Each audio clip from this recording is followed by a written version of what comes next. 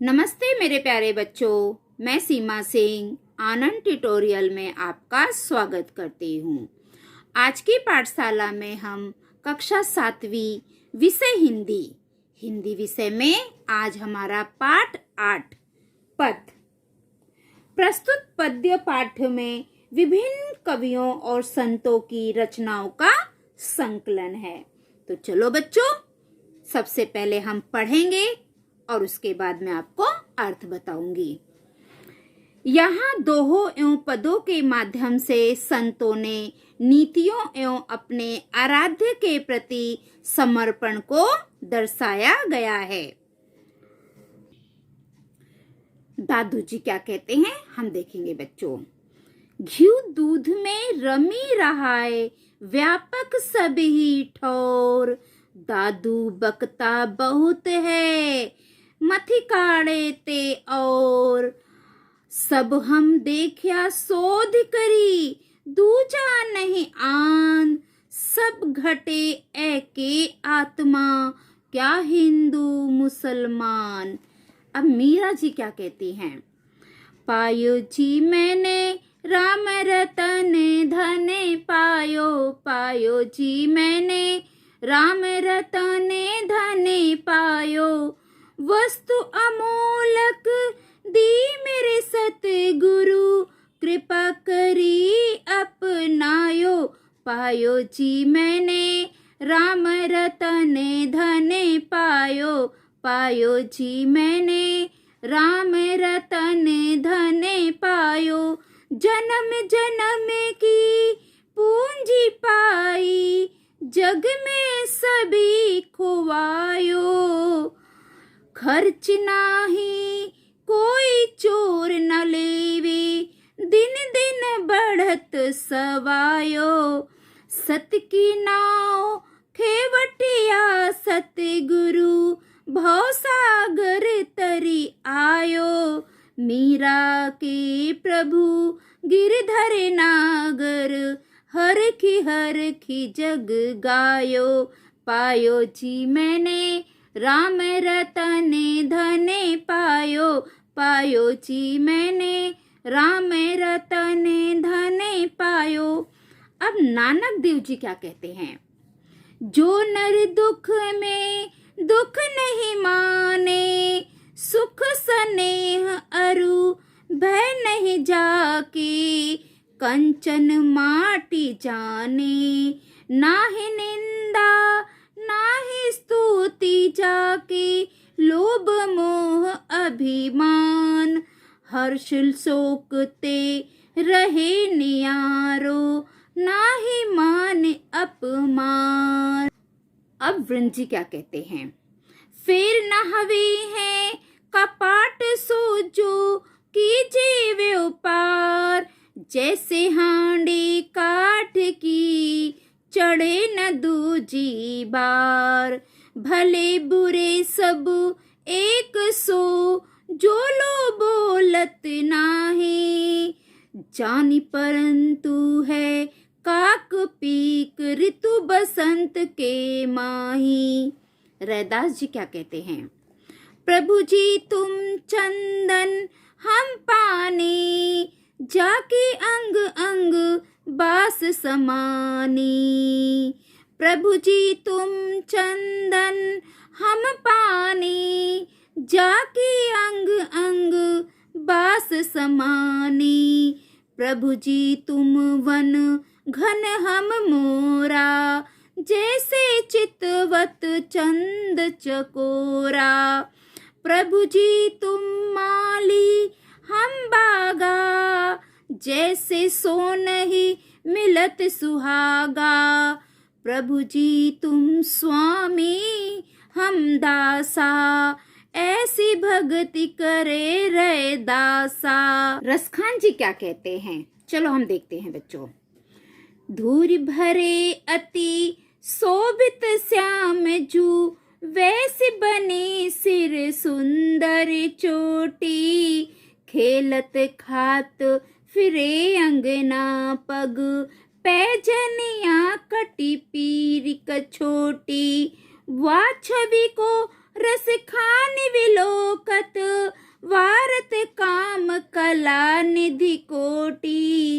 काग के भाग बड़े सजनी, हरि हाथ सुले गयो माखन रोटी। काग के भाग बड़े सजनी, हरि हाथ सुले गयो माखन रोटी। हरि हाथ सुले गयो माखन रोटी। बच्चों, हम लोगों ने सभी के पद पढ़ लिए हैं। अब हम एक एक पद पढ़ेंगे और उसके अर्थ देखेंगे। ठीक है। दादू, घी दूध में रमी रहा है, व्यापक सभी ठौर। दादू बकता बहुत है, मथी काढ़े ते और। सब हम देखा शोध करी, दूजा नहीं आन। सब घटे ऐके आत्मा, क्या हिंदू मुसलमान। दादू जी का कहना है, जिस प्रकार से घी दूध में उपस्थित रहता है, उसी प्रकार से ईश्वर सर्वव्यापी है। ईश्वर की सर्वव्यापकता को तो बताने वाले बहुत हैं, किंतु मत कर ईश्वर को निकालने वाले तो और ही होते हैं। मैंने सब जगह ढूंढ कर देखा, मुझे कोई दूसरा नहीं मिला। चाहे हिंदू हो या मुसलमान, सब में एक ही आत्मा का निवास होता है। मेरा पायो जी मैंने राम रतन धने पायो। पायो जी मैंने राम रतन धने पायो।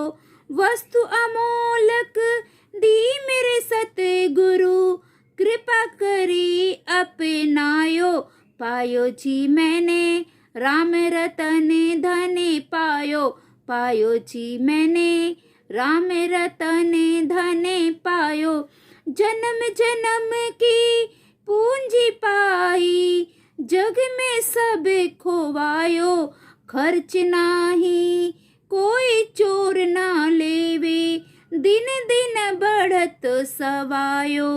सत की नाव खेवटिया सतगुरु, भवसागर तरी आयो। मीरा के प्रभु गिरधर नागर, हर खी जग गायो। इस पंक्ति में मीरा जी का कहना है, मुझे तो राम रूपी रतन प्राप्त हो चुका है। मेरे सतगुरु ने कृपा करके मुझे राम नाम का अमूल्य रत्न दिया है। संसार की सारी वस्तुओं को खोकर त्याग कर मैंने जन्म जन्म की पूंजी प्राप्त कर ली है। मीराबाई यह कहती हैं कि यह खर्च करने से खत्म नहीं होता है, इसे कोई चुरा नहीं सकता है। इसके विपरीत यह हर दिन 1.25 गुना के हिसाब से बढ़ता है और बढ़ते ही जाता है। मीरा के अनुसार उनकी नाव सत्य की थी तथा उनका जो खेवनहार है वो सतगुरु था, इसलिए वह भवसागर पार कर सकी। मीरा का कहना है कि उनके स्वामी तो बंसी वाले हैं। बंसी वाले मतलब कृष्ण भगवान। कृष्ण भगवान बंसी बजाते हैं। तो मीरा कहती है कि उनके स्वामी तो बंसी वाले हैं, उन्होंने तो प्रसन्न होकर उन्हीं के गुण गाए हैं। नानक, जो नर दुख में दुख नहीं माने, सुख स्नेह अरु भय नहीं जाके। कंचन माटी जाने, नाहि निंदा नाहि स्तुति जाके। लोभ मोह अभिमान, हरस शोकते रहे नियारो। नाहि मान अपमान। नानक देव का कहना है कि जो व्यक्ति दुख को दुख नहीं मानता है, जो अपने दुख से दुखी नहीं होता है, जो व्यक्ति अपने दुख को दुख नहीं मानता, जिसमें सुख के प्रति कोई लगाव नहीं है तथा जिसके मन में भय नहीं है, जो सोने को मिट्टी के समान मानता है, जो निंदा से नाराज नहीं होता है। अगर उसकी बुराई करो, उसकी निंदा करो, जो व्यक्ति अपनी निंदा से भी नाराज नहीं होता है तथा अपनी प्रशंसा से खुश नहीं होता है, जिसमें लोभ मोह, अभिमान थोड़ा भी नहीं होता है। जो व्यक्ति सुख दुख तथा मान अपमान से प्रभावित नहीं होता है, नानक देव के अनुसार ऐसे लोग अपना सर्वस्व त्याग करके संसार से कोई आशा नहीं रखते हैं। गुरु नानक जी कहते हैं कि जो ऐसे लोग हैं वो अपना सब कुछ त्याग करके संसार से कोई भी आशा नहीं रखते हैं। आगे देखते हैं बच्चों। वृंद फेरने हवे हैं कपाट सो, जो कीजे व्यापार, जैसे हांडी काठ की चढ़े न दूजी बार। भले बुरे सब एक सो, जो लो बोलत नाही, जानी परंतु है काग पिक ऋतु बसंत के माही। वृंद जी इस पंक्ति के माध्यम से कहना चाहते हैं कि कपटपूर्ण व्यवहार बार बार नहीं हो सकता है। उदाहरण के रूप में कांट की हांडी आग पर 2 बार नहीं चढ़ सकती। जब तक लोग बोलते नहीं हैं तब तक सभी एक समान दिखाई देते हैं। वृंद जी का कहना है कि जब तक लोग बोलते नहीं हैं तब तक सभी लोग एक समान दिखाई देते हैं, और जब तक भले लोग और बुरे लोग इसमें कोई अंतर नहीं होता है। हमें नहीं पता चलता है कि ये भला है कि बुरा है, इसमें कोई भी अंतर नहीं होता है। अंतर तो हमें तब पता चलता है जब वे बोलते हैं। जैसे कौवे और कोयल का अंतर तो वसंत ऋतु में ही पता चलता है, क्योंकि वसंत के मौसम में कोयल बोलती है। अब रैदास जी। प्रभु जी तुम चंदन हम पानी, जाके अंग अंग बास समानी। प्रभु जी तुम वन घन हम मोरा, जैसे चितवत चंद चकोरा। प्रभु जी तुम माली हम बागा, जैसे सोन ही मिलत सुहागा। प्रभु जी तुम स्वामी हम दासा, ऐसी भक्ति करे रैदासा। इस पंक्ति में रैदास जी कहते हैं कि हे ईश्वर, तुम चंदन हो और मैं पानी हूँ। मेरे अंग अंग में चंदन की खुशबू समाई हुई है। वे आगे कहते हैं, हे ईश्वर, तुम जंगल के बादल सदृश हो, मैं मोर के समान हूँ। रैदास जी अपने ईश्वर को उसी प्रकार से देखते हैं जैसे चंद्रमा चकोर को देखता है। रैदास ने स्वयं को बाघ के समान कहा है तथा ईश्वर को माली सदृश माना है। रैदास ने माली और बाघ के मेल को सोने पे सुहागा के मेल के जैसे कहा है। रैदास जी ईश्वर को अपना स्वामी मानते हैं तथा स्वयं को उनका दास कहते हैं। रैदास जी खुद को क्या कहते हैं कि ईश्वर मेरे स्वामी हैं और मैं उनका दास हूँ। रसखान। धूरी भरे अति शोभित श्याम जू, वैसी बनी सिर सुंदर चोटी।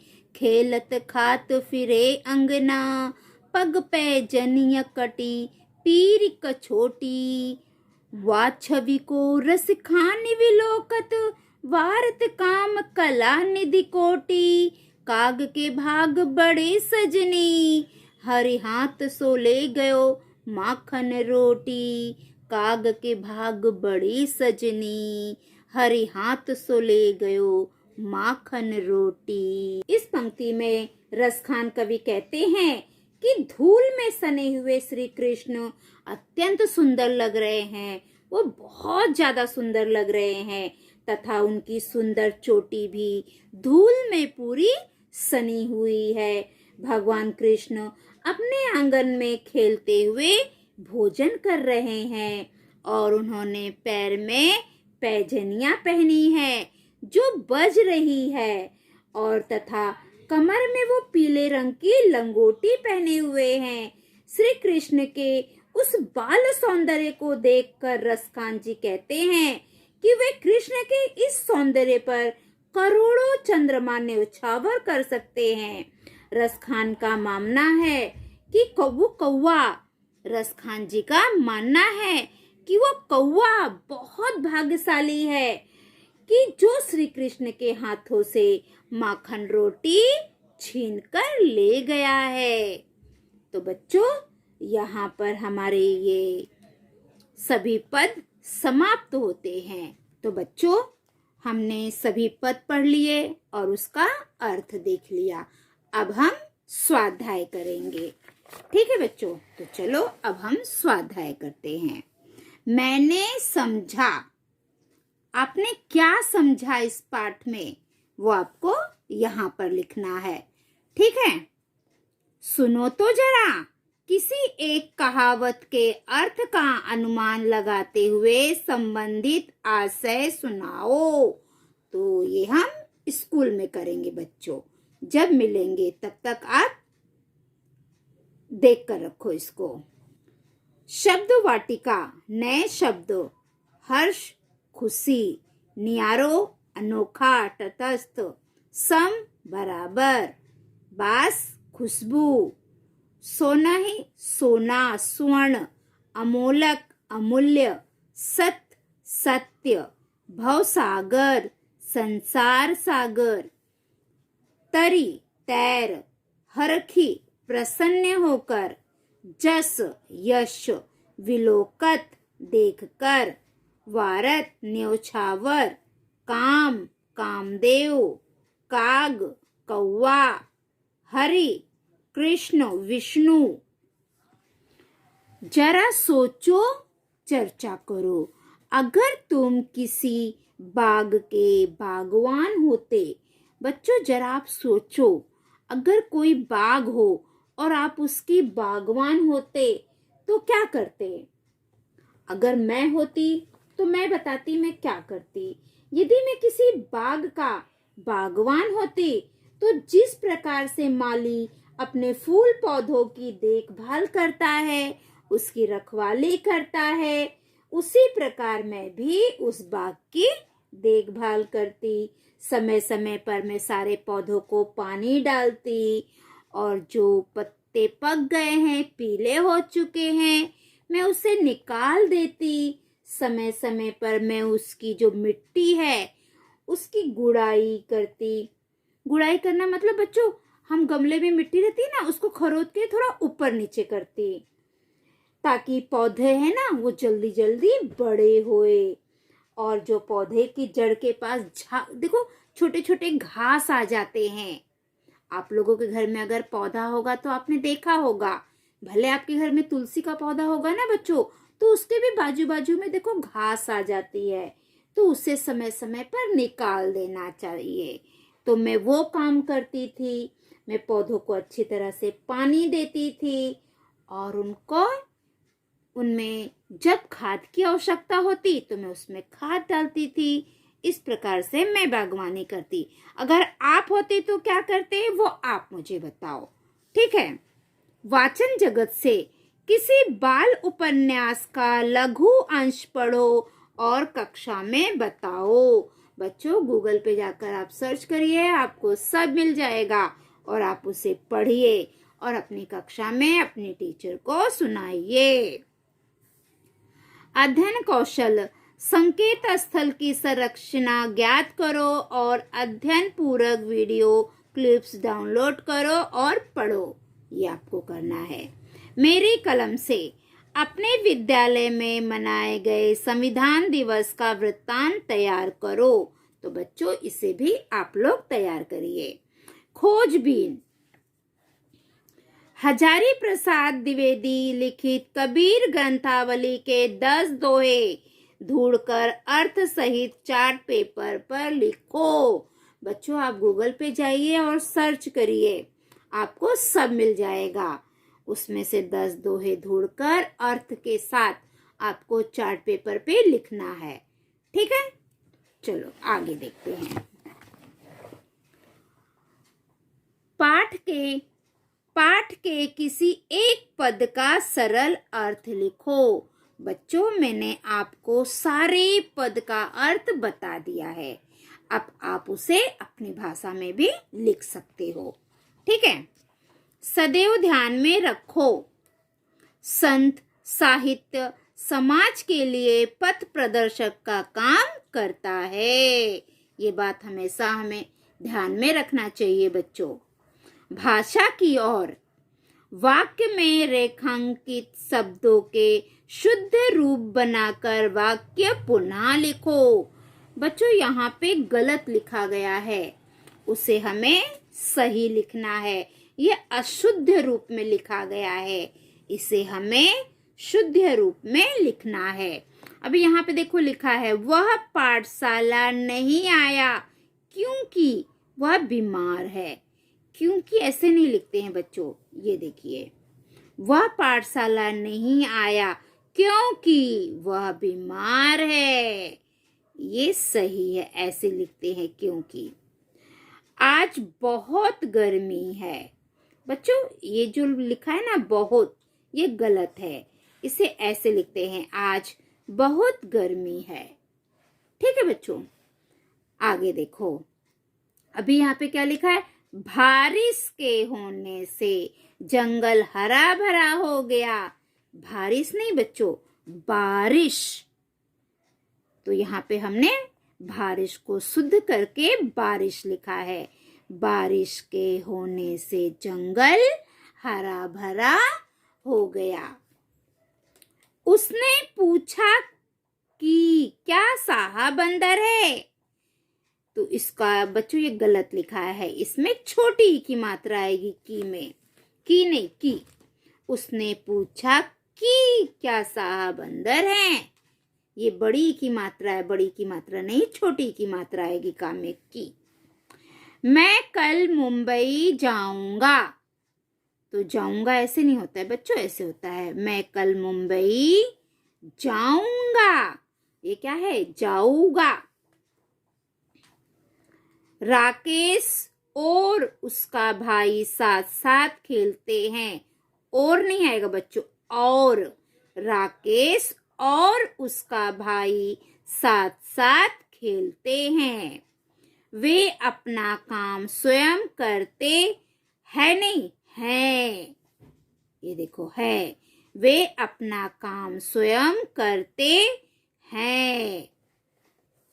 आगे, मैं अपनी पढ़ाई पूरी करके खेलने जाती हूँ। मैं नहीं आएगा बच्चों, मैं अपनी पढ़ाई पूरी करके खेलने जाती हूँ। किसी की निंदा नहीं करनी चाहिए। ये गलत है बच्चों, किसी की निंदा नहीं करनी चाहिए। उसके पास साइकिल है इसलिए वह जल्दी आता है। उसके पास साइकिल है इसीलिए वह जल्दी आता है।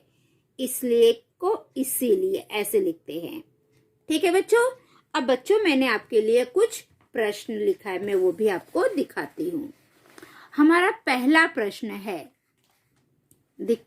हाँ, शोध कर देखने पर दादू ने क्या पाया। इसका उत्तर है, शोध कर देखने पर दादू ने पाया कि हिंदू मुसलमान दोनों में एक ही आत्मा है। अब हमारा प्रश्न दूसरा, मीरा को उनके सतगुरु ने कौन सी अमूल्य वस्तु दी। मीरा के सतगुरु ने उनको कौन सी अमूल्य वस्तु दी। तो इसका उत्तर है, मीरा को उनके सतगुरु ने राम रतन रूपी अमूल्य वस्तु दी। ठीक है। अब हमारा तीसरा प्रश्न, काक और पिक कब तक एक जैसे लगते हैं। काक और पिक तब तक एक जैसे लगते हैं जब तक वे बोलते नहीं हैं। कब तक एक जैसे लगते हैं? जब तक वो बोलते नहीं हैं। हमारा प्रश्न चौथा, कृष्ण ने पैरों में क्या पहन रखा है? तो इसका उत्तर है, कृष्ण ने अपने पैरों में पैंजनी पहन रखी है। प्रश्न पांचवा, कृष्ण के हाथों से मक्खन रोटी लेकर कौन भागा? तो इसका उत्तर है, कृष्ण के हाथों से मक्खन रोटी लेकर एक कौवा भाग गया। ठीक है बच्चों, तो बच्चों यहाँ पर हमारी ये पाठशाला समाप्त होती है। अगली पाठशाला में हम कल फिर मिलेंगे। अगर आप मेरे पाठशाला में नए हैं तो मेरे पाठशाला को लाइक करिए, सब्सक्राइब करिए, कमेंट करिए और अपने दोस्तों में ज़्यादा से ज़्यादा शेयर करिए ताकि मेरी पाठशाला का लाभ सभी बच्चे ले सके। अगर आप मेरी पाठशाला में नए हैं तो सबसे पहले आप मेरे पाठशाला को सब्सक्राइब कर लीजिए और जो घंटी का चित्र है उसे ऑन कर दीजिए ताकि मैं जो भी वीडियो डालूं वो सबसे पहले आपको मिले और आप सभी बच्चे अपनी पढ़ाई अच्छे से कर सको। ठीक है बच्चों, आप लोगों ने यहाँ तक पूरी पाठशाला देखी, उसके लिए धन्यवाद। अगर आप किसी बच्चे को कुछ समझ में नहीं आ रहा है तो आप मुझसे कमेंट करके पूछ सकते हो, मैं आपको बता दूंगी। ठीक है बच्चों, तो अगली पाठशाला में हम कल फिर मिलेंगे। तब तक के लिए बाय बाय बच्चों।